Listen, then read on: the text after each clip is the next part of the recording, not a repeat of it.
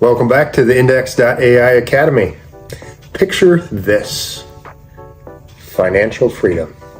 Whether it's freedom from the 9 to 5 or the freedom to buy that awesome car, big house with huge property, fancy toys like a boat, a toy hauler, bikes, dirt bikes, fancy vacations, jewelry, you name it, whatever your financial goal is.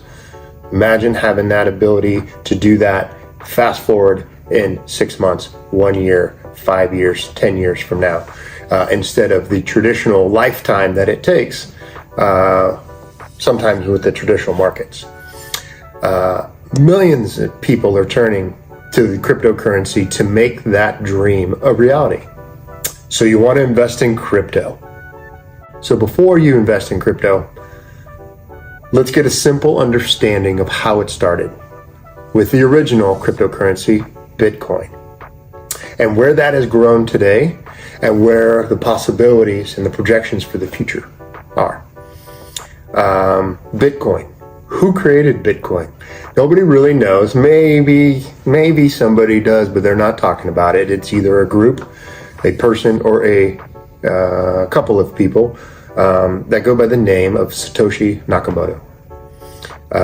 They developed this back in 2009, and it's a digital currency, unlike fiat or your country of origin's money.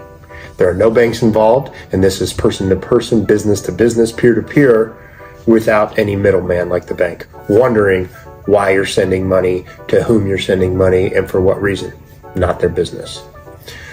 So where does Bitcoin come from? Well, it comes from the internet. It lives in the computers and the internet. There's no company that controls it. There's no government that controls it. Regulation is coming, but there is no controlling factor. So when you say it lives in the internet, to sum that all up, it's a very complex set of math equations that as those get completed on the blockchain, a portion of a Bitcoin is developed, and it grows over time and it grows into a full Bitcoin, which in a sense has its own value. And if you didn't know, as of today, Bitcoin is about $85,000 per Bitcoin. And its highs were all the way up to $107,000, $108,000 per Bitcoin. And when it originated back in 2009, it was a fraction of a cent, maybe less than $1, definitely around 10 cents or so.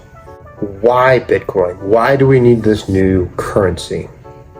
Well, it's to give people control over their money without the government and banks getting involved. After 2008 and the large financial crisis, Satoshi Nakamoto, the person or the group of persons, developed this cryptocurrency to be a way to avoid the economic downturns that we experienced in 2008.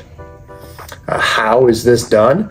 If you can imagine an old school book, almost like your checkbook, of money in, money out, and you would have to balance that and compare it to the amount of money in, money out, and what your balance is. Well, this is in a digital form, and it is now keeping track of who has what Bitcoin, who sent what Bitcoin to whom, and there's copies of that ledger throughout which verify that transaction, which make it secure, hard to hack, and free from any government control. So there you have it. There's the basics of Bitcoin.